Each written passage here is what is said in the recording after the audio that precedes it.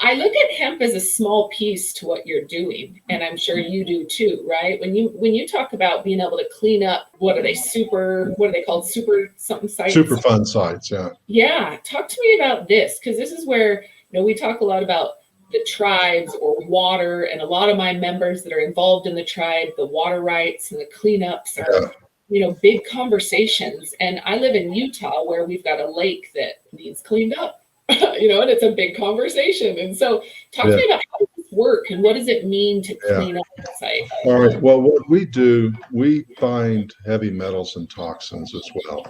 We also bind PCBs and mercury and PFAS. We have a new test showing we bind PFAS with our product. So whatever toxin is out there, we can bind it up. We have data showing that.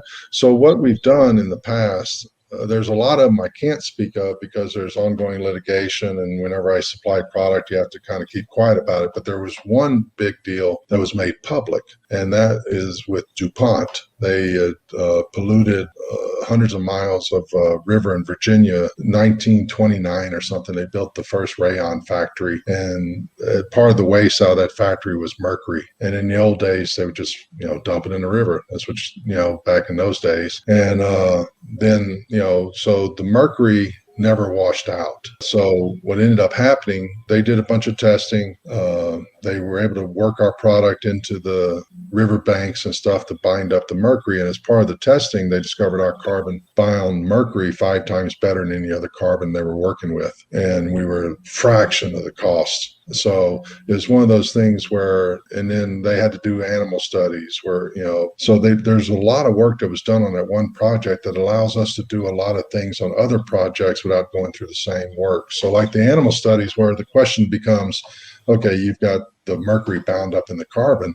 What happens if an earthworm is eating the carbon or that's in the body and it goes through a fish and goes to a bird? They discovered that our carbon kept the toxins bound up through the digestive system. So the worst thing that would happen is maybe the carbon gets deposited a little bit further away from the site, but it stays bound out of the food web. And so now we're working extensively with a bunch of Indian tribes, Native Americans all over the North America, well, the U.S. and Canada's First Nations.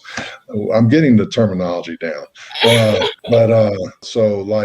We're working really closely right now with the Cherokee in Oklahoma. I mean, our government, they put them on a piece of land that was naturally a Superfund site. The whole freaking reservation's lead toxic. But so we're working with them on the Tar Creek project. We're working, there's just a lot of projects we're working on with the Native Americans. So I haven't found a reservation yet, unless it's the ones that happen to be located at corners of interstates with casinos.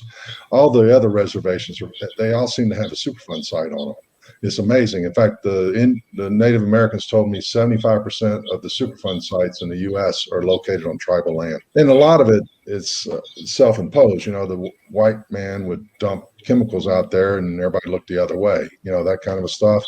Some of it's naturally occurring. Like the Cherokee, they were mining rock or chat. Well, come to find out, it was all extremely lead toxic, the whole area. So as they were digging stuff out, they were digging up lead.